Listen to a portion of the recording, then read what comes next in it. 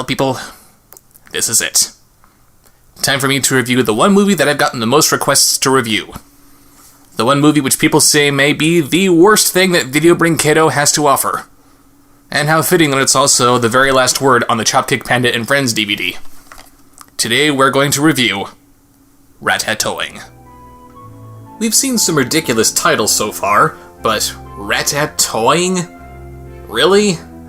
Okay, so this movie features a restaurant that has that name because it's run by a rat who happens to be named Marcel Toing, but you're really gonna struggle like that to justify using a completely made-up word?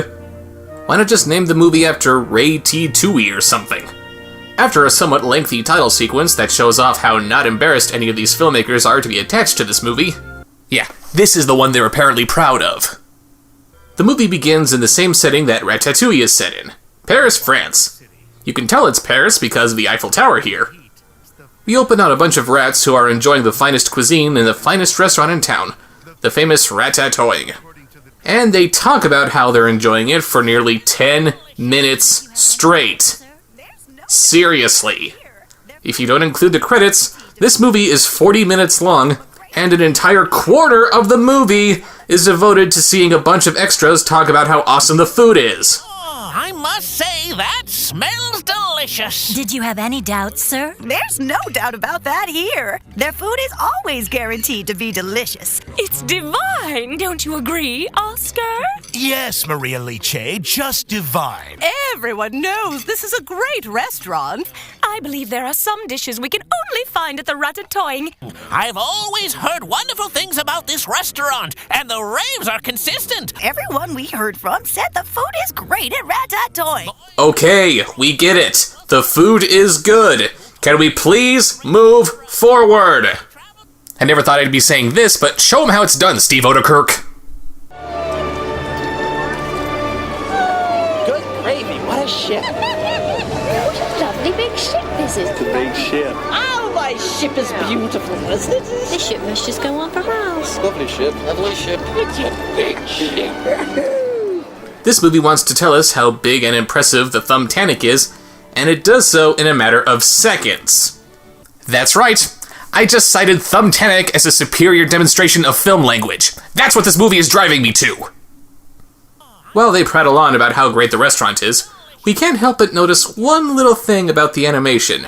It's terrible! I know that sounds redundant with all the garbage we've seen so far, but really, look at it! Every rat is the exact same model, but with different colors, hairstyles, and accessories.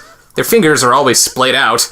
Their eyes are just little dots that you can't get any acting or emotion out of. I have no idea what's going on with their snouts. And the mouth animation is atrocious. Because this is how your lips move when you speak, right? Oh, and check this out. This restaurant is so awesome that it's always a full house every night. And it seems that Chef Marcel Toing here is the only chef on the staff. Wow, you guys are really that lazy, huh? Now, I'm fully aware that these filmmakers can't see the movies that they're ripping off before they make their own movies, since the idea is to put them out on DVD as soon as the real movies are released in theaters. With that in mind, it can be forgiven if these knockoffs have stories that vary wildly from the original movies, such as Remy going through the hardships of becoming a chef while Marcel has already been a chef for quite some time now. But it seems that these filmmakers didn't even bother doing the research that would tell them that restaurants have several people working in the kitchen at all times. Hell, why would you even need to research that? Even 5-year-olds waiting for their Happy Meals know that there's more than one person back there.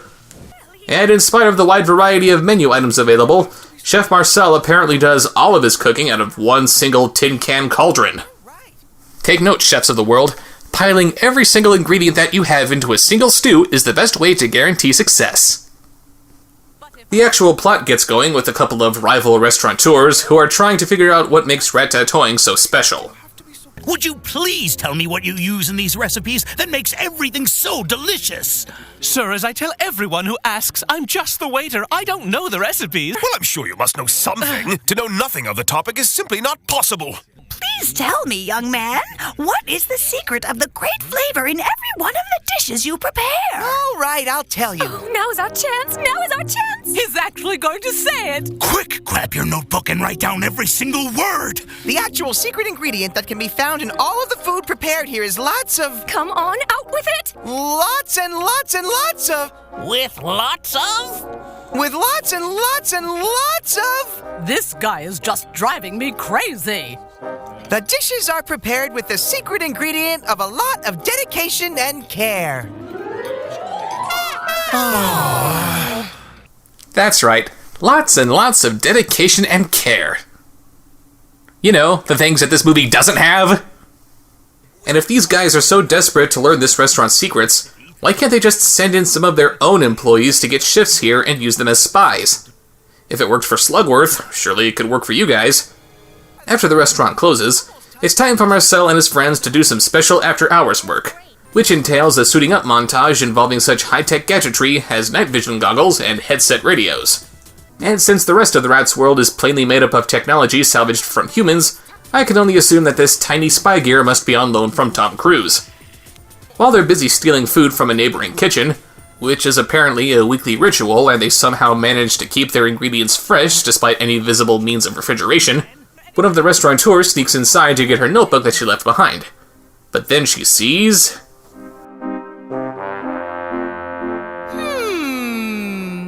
She sees... What was she looking at again? Really, just look at this shot! The camera isn't zooming in on anything in particular, the lighting isn't drawing our attention to what she's looking at. What's the focus here? Actually, the next shot shows her walking through the door to the kitchen and taking a peek inside, but looking at how this earlier shot was framed, would anyone think that this is supposed to be a door? It looks like a stack of sugar cubes or something. Of course, it doesn't take long for her to stumble onto their little secret, and Marcel and company go back after collecting only one strawberry. What really matters is that we were able to bring back an excellent strawberry. Precisely. We'll be able to make a week's worth of excellent dishes with this little beauty. Perfect, my friends. Wait. Marcel can take one single strawberry and spread it out among dozens of customers for a week? Is Marcel Jesus? So now the other rats know Marcel's secret, and since none of their garbage-based foods can compare with Marcel's fresh ingredients, there's only one thing to do. Put him out of business by wreaking havoc in the humans' restaurant, and thereby putting it out of business. And considering how often we see other Video Bring Kato characters act like complete idiots, that's actually a pretty good idea. I mean, if you can't beat them, why not cut off their resources? A week passes, and surprisingly, the humans' restaurant was not shut down in spite of the impromptu rat party, and Marcel once again goes to steal more food. Apparently I spoke too soon. The other rats causing mayhem was a good idea, but because it's Video Bring Kato, this good idea is rendered completely meaningless for absolutely no reason. Ratatoing! If you can find something that's actually good about it, we'll do whatever we can to piss all over it.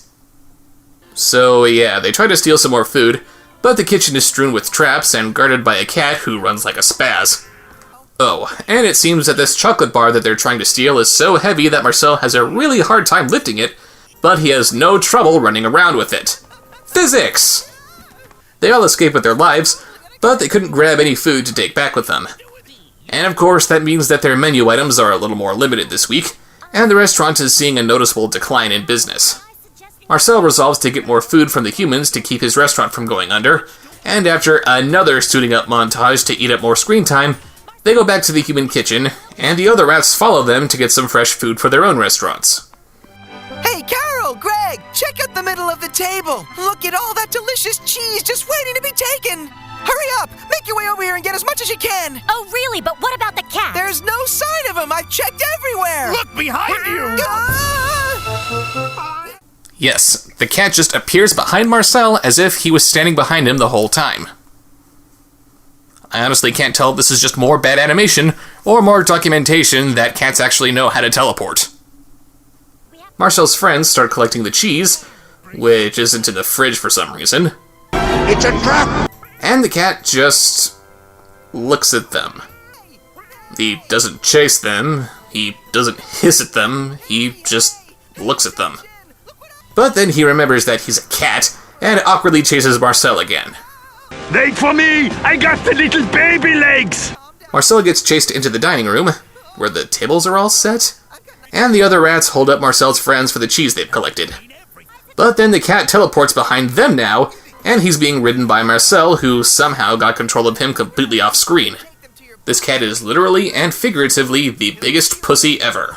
When I saw that big cat behind us, I almost fainted. How did you get him to want to cooperate with you? He's your natural enemy. Well, I had a homemade snack in my bag. I offered it to him, he loved it, and he wanted more!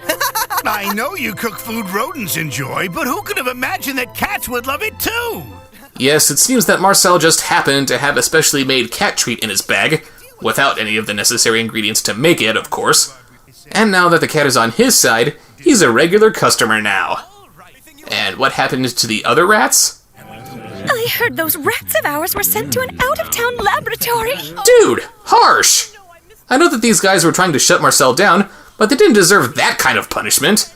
They were only acting out of desperation since Marcel's restaurant was hurting their own restaurants. With their own enterprises going out of business, why couldn't Marcel just offer to let them work for him? They'd be in on the ground floor of this amazing new fresh food industry instead of selling repurposed garbage. And Marcel certainly could use a bigger kitchen staff and a few more waiters to accommodate the massive amounts of customers flooding the restaurant every night.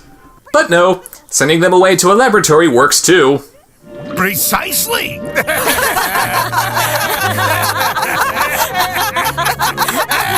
Precisely! So that was Ratatoing.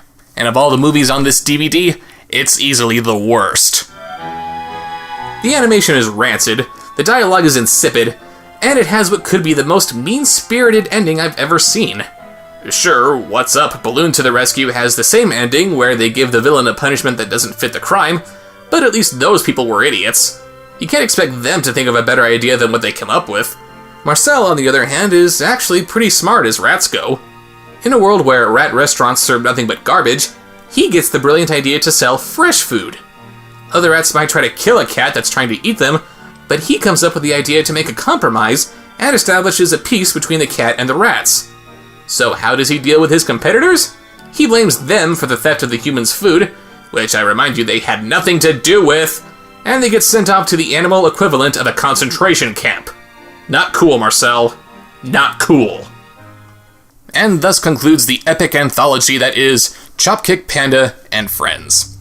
And now that I've been able to save a copy of Chopkick Panda from this DVD, I'm now ready to give this piece of crap the treatment that it really deserves.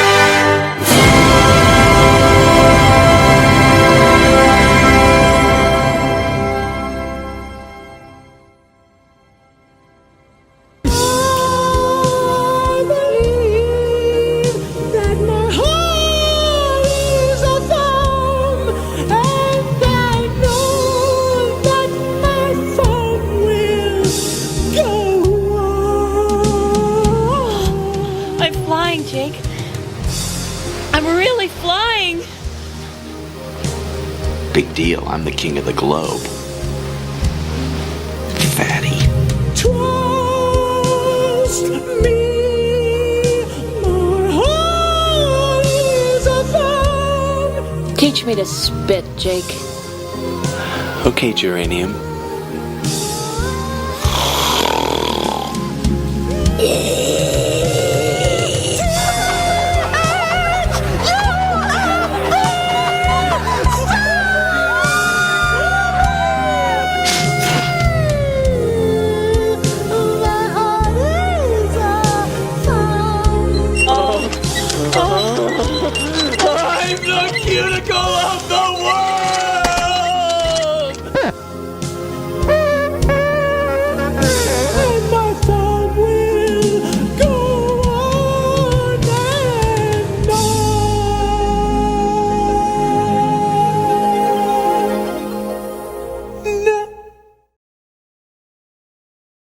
for me! I got the little baby legs!